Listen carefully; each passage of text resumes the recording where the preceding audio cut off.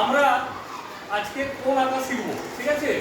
প্রথমে যে কোনো কোণ আঁকতে গেলে আমাদেরকে 60 ডিগ্রি কোণ আঁকতে জানতে হবে।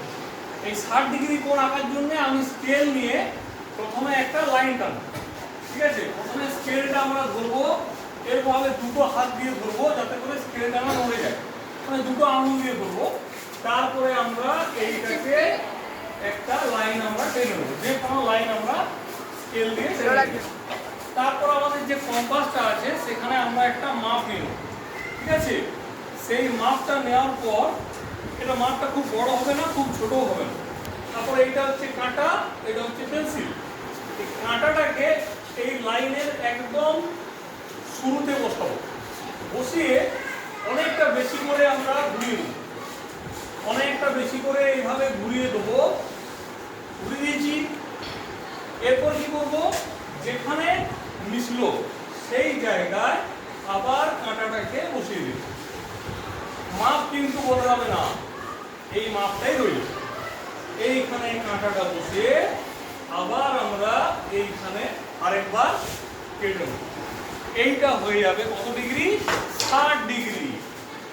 এইখান থেকে শুরু, এইখানে শেষ করলাম, মানে এইটা হয়ে যাচ্ছে কত ডিগ্রি? এটা 60 ডিগ্রি কোণ হয়ে গেল। এটা আমরা একটা নাম দিয়ে দিলাম, কোণ এবিসি সমান 60 ডিগ্রি। ঠিক একইভাবে ওই মাপটা আমার কাছে আছে। দ্বিতীয়বার আরেকটা ছবিতে এই মাপে আবার নিয়ে নেবো, একবার 60, দুবার 60, 60 60 120 ডিগ্রি।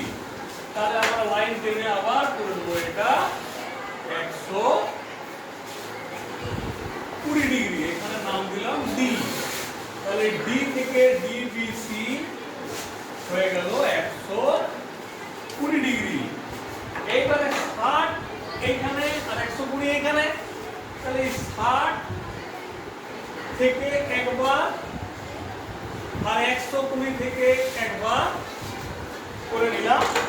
তাহলে 60 একবার করেছি, 60 থেকে আরেকবার 120 থেকে, তাহলে 60 আর 120 গড় হয়ে যাবে। এটা দেখো যোগ করলে 180, তাকে 2 দিয়ে ভাগ করলে হয়ে যাবে 90 ডিগ্রি।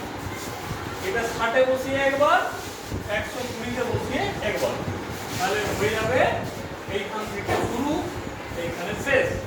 এটা হয়ে যাবে 90 ডিগ্রি।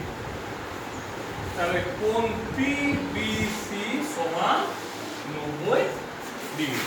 ঠিক আছে, বুঝতে পেরেছো? এই তিনটে কোণ সবাই বাড়িতে ভালো করে প্র্যাকটিস করে আসবে।